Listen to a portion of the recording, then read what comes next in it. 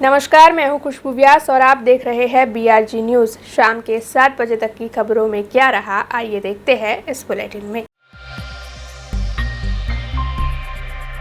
निकिर care foundation और सेवा भावी मित्र मंडल की ओर से पोषणम अभियान चलाया जा रहा है, जिसके चलते प्रधानमंत्री आवास योजना मंगल पांडे रोड के 5 साल के आयु के छोटे 120 बच्चों में बीते 3 माह से निकिर केयर फाउंडेशन और सेवा भावी मित्र मंडल की ओर से पोषण युक्त आहार मुहैया करवाया जा रहा है। इसके अलावा इन बच्चों को बेबी टोन होम्योपैथिक पिल्स भी दी जा रही है। वैसे 3 माह के चलते इन बच्चों में क्या बदलाव आए हैं, उसी के चलते आज बच्चों का रीअसेसमेंट आयोजित करवाया गया था और इस मौके पर निकिर केयर फाउंडेशन के और आरोग्य समिति के चेयरमैन डॉक्टर राजेश शाह की उपस्थिति रही थी। उनकी ओर से इस मामले में प्रतिक्रिया भी दी गई।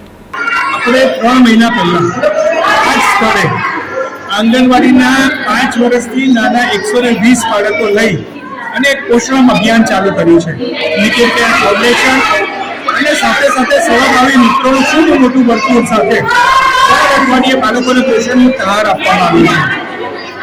દરેક બાળકનો એક અલગ ફોર્મ ભરવામાં આવ્યું છે, જેમાં એની ઊંચાઈ, એનું વજન, એના માતાનું માપ, એની સાથે અહીંયા રેકોર્ડ એનો આપણી પાસે ઉપલબ્ધ છે।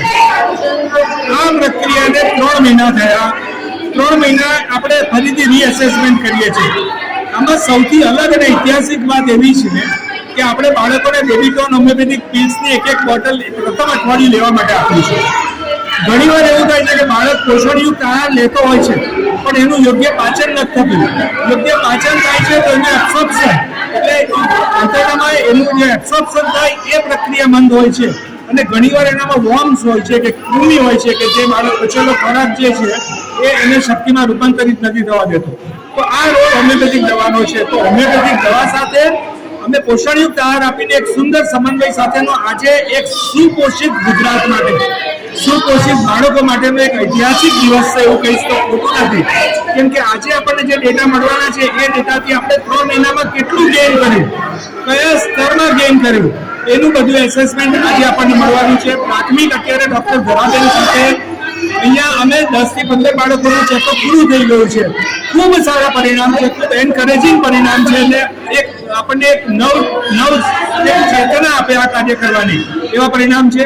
આજે મારી સાથે મારા મિત્ર દર્શન મહેતા એ પણ અહીંયા છે, સાથે ડૉક્ટર ધરાબેન છે અને અહીંના બધા જ કાર્યકર્તા આ વિસ્તારના એ બધા એક સારું પ્લેટફોર્મ અમને બહુ સુંદર વ્યવસ્થા પણ આપી છે કે જેનાથી અમે આ કરી શક્યા છીએ। અને ખાસ એ મારા મીડિયાના મિત્રો કે જે પ્રથમ દિવસથી આ કાર્યને સતત લોકો સમક્ષ લઈ ગયા છે, તો એમને પણ હું ખૂબ ખૂબ અભિનંદન આપું છું, એમને પણ ખૂબ ખૂબ આભાર માનું। वडोदरा के रेलवे जवान के 2 बेटे पठान रियान खान और पठान जाहिद खान ने गोल्ड और सिल्वर 2 मेडल हासिल किए हैं और इन मेडलों के हासिल करने के साथ ही इन दोनों बच्चों ने भारत देश, गुजरात राज्य और वडोदरा शहर का गौरव बढ़ाया है।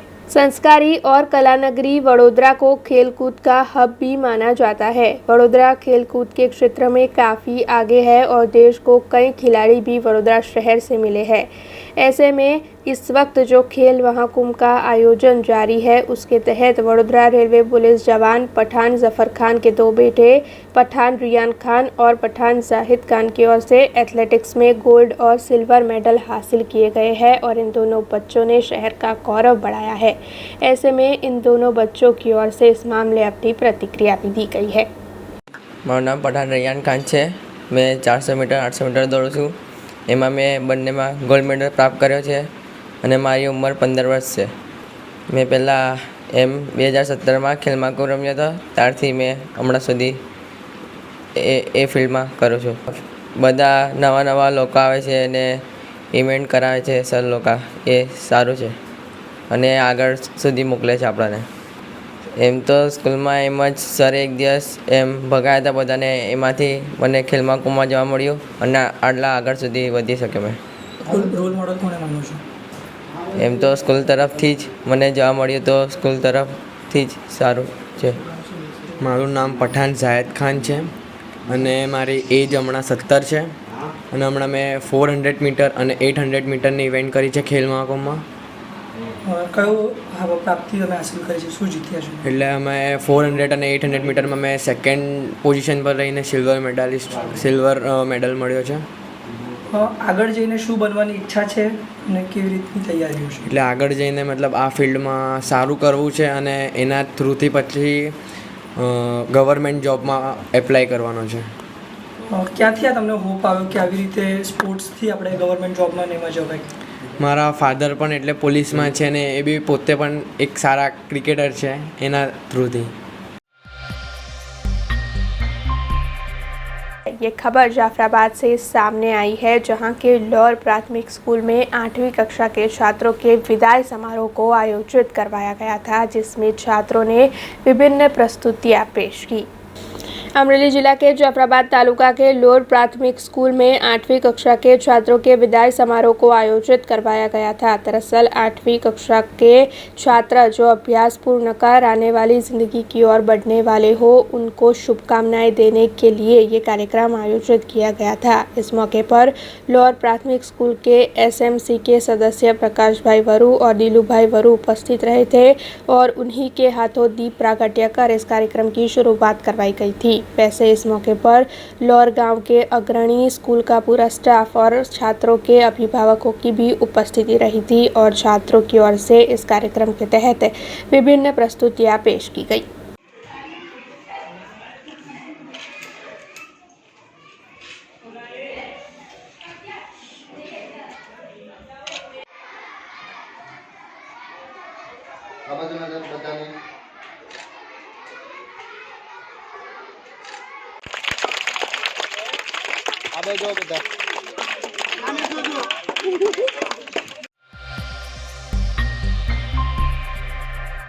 ये खबर दाहोद से सामने आ रही है, जहां पर आज मौसम में बदलाव देखने मिला है. दरअसल सुबह से तो दाहोद में भीषण गर्मी पड़ रही थी, लेकिन दोपहर के बाद अचानक ही बारिश शुरू हो गई और 20 मिनट तक बरसने के बाद बारिश की वजह से दाहोद में थोड़ी सी ठंडक भी फैल गई, जिसके चलते लोगों को गर्मी से निजात मिली. हालांकि अचानक एक ही दिन में 2 बार मौसम में बदलाव देखकर वहां के लोगों में इस वक्त काफ़ी ज़्यादा आश्चर्य बना हुआ है. हमारो काम भी नहीं करो, हमारा सोमवारનું રાખ્યું બે થાકી ગયા તારે એવું કે જવું જતું ને.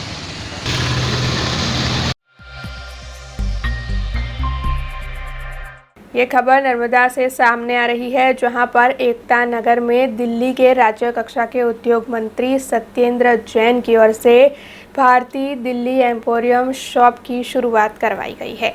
नर्मदा जिला के एकता नगर के एकता मॉल में भारतीय दिल्ली एम्पोरियम शॉप की शुरुआत करवाई गई है, जिसे दिल्ली के राज्य कक्षा के उद्योग मंत्री सत्येंद्र जैन के हाथों ही रिबन काटकर खुलवाया गया है. दरअसल इस मौके पर उपस्थित राज्य कक्षा के उद्योग मंत्री सत्येंद्र जैन की ओर से ये बताया गया कि देश विदेश से आने वाले पर्यटक अब दिल्ली के हस्तकला कारीगरों की ओर से बनाई हुई चीज़ों का इस्तेमाल कर पाएंगे. वैसे इस मौके पर NCT ऑफ दिल्ली के इंडस्ट्रीज़ के कमिश्नर भूपेश भाई चौधरी, एम्पोरियम के chief manager HK Singh, DSIIDC के चीफ इंजीनियरिंग RS अहलावत जैसे पदाधिकारी भी उपस्थित रहे.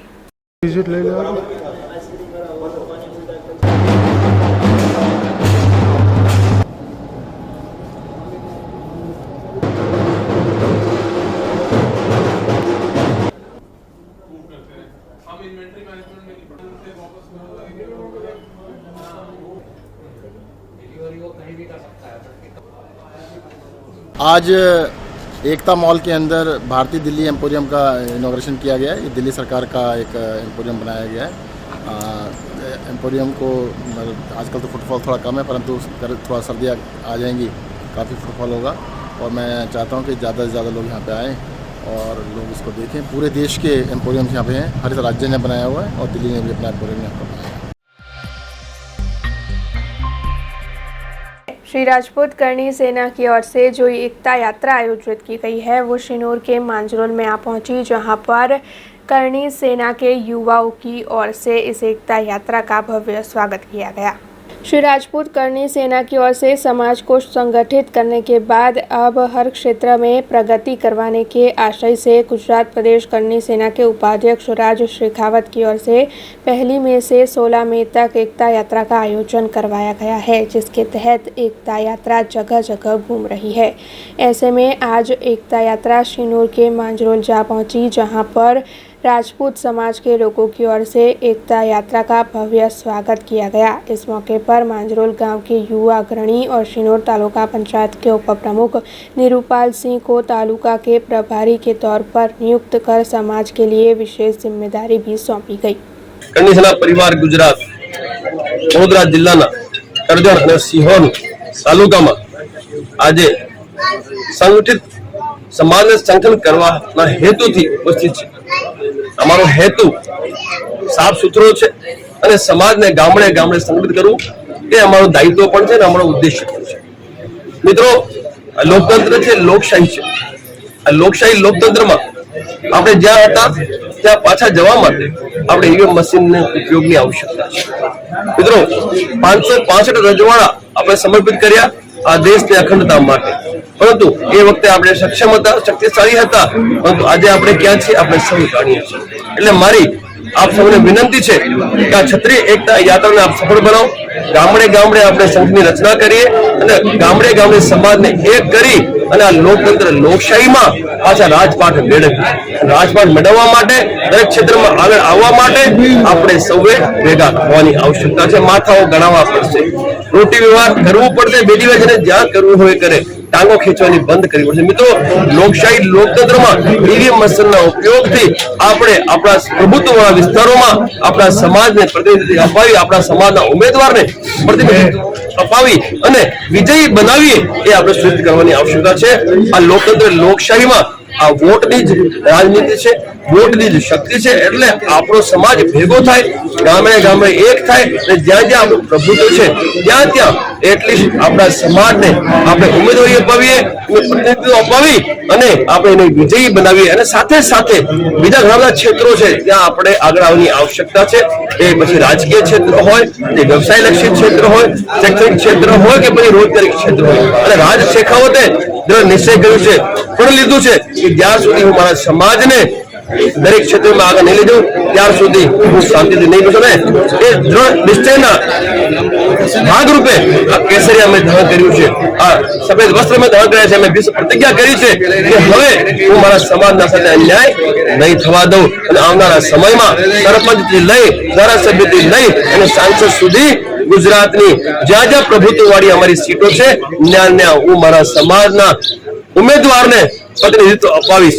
અને હું અપીલ કરું છું મીડિયાના માધ્યમથી આપણા સમાજના તમામે માતા બહેનો યુવા વડીલોને કે હવે આપણે ન્યાય અને અધિકાર મેળવીને જંપીશું અને આવનારા સમયમાં દરેક ક્ષેત્રમાં આપણે આગળ આવીશું। પરંતુ એ માટે મારે આપ સૌનો સાથ સહકાર જોઈએ। આપ હમે એકતા દો, हम आपको प्रतिनिधित्व देंगे। अब खबरों से लगातार अपडेट रहना हुआ आसान। BRG न्यूज आपके मोबाइल स्क्रीन पर आज ही BRG न्यूज की mobile app Google play store और ऐप स्टोर से डाउनलोड करें और खबरों से लगातार जुड़े रहें।